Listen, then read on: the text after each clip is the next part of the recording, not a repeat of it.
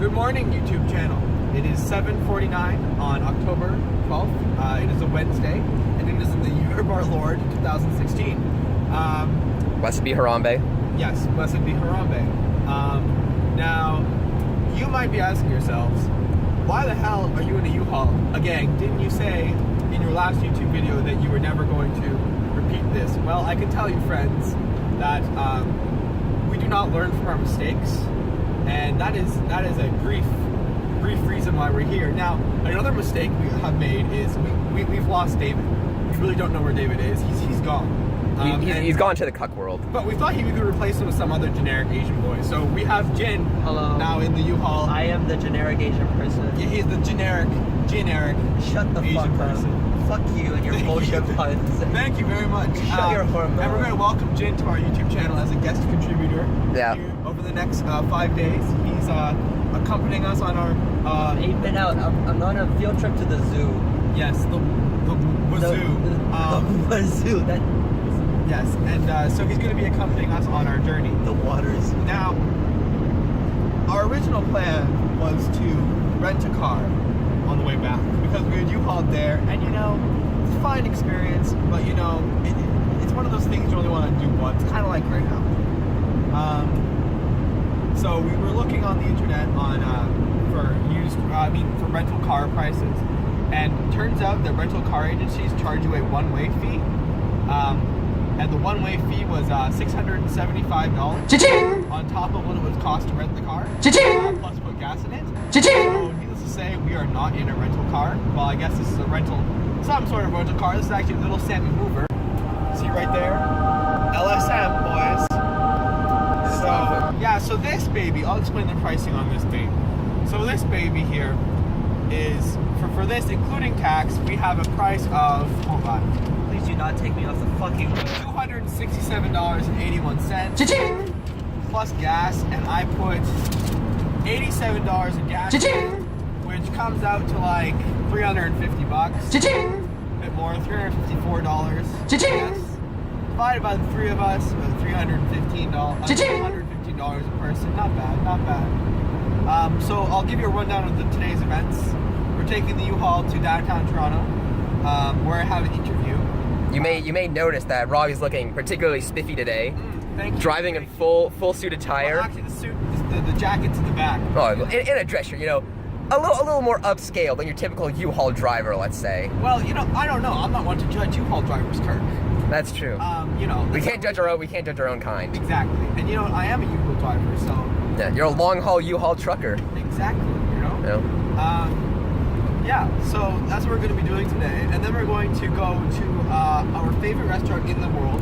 Kirk would like to tell the people what it is. Spadina Dumpling House. Yes. So for David Lee, who refused to accompany us on this trip and is also failing on the Dumpling House adventures.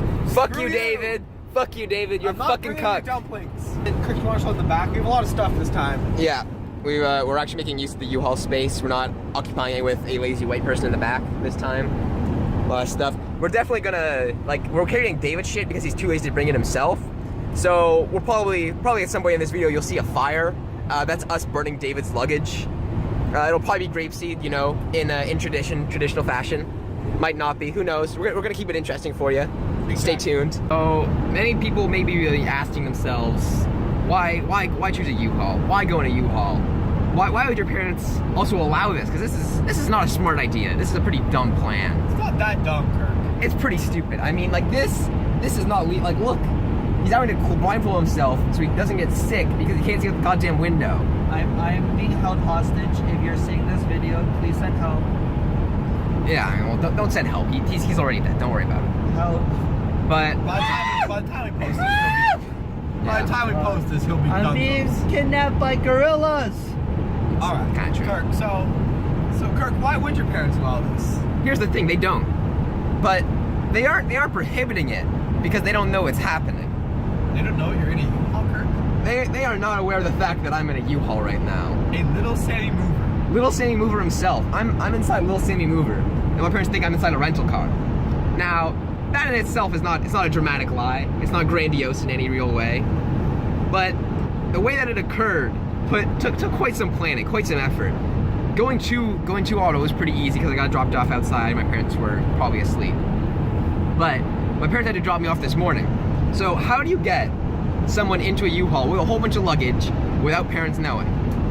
Robbie, we probably spent what, 30 minutes planning? 30, 45 minutes? Yeah, so the largest logistical problem was the fact that the U-Haul was at my house, parked in front of my house.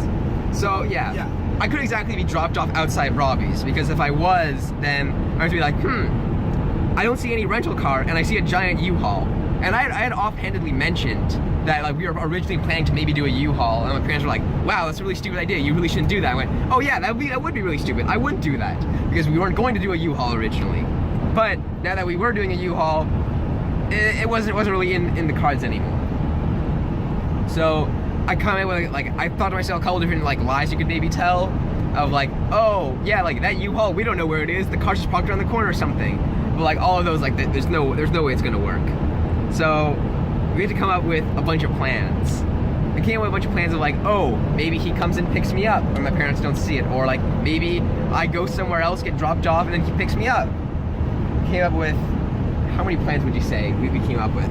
4 or 5 like solid, like different plans, distinct plans. Yeah, but they always had some sort of flaw of, oh, maybe parents could realize, or like, oh, something could go wrong. Oh, and Kirk's parents could not come to my house because my parents are where I'm taking the U-Haul. Yeah, and white people.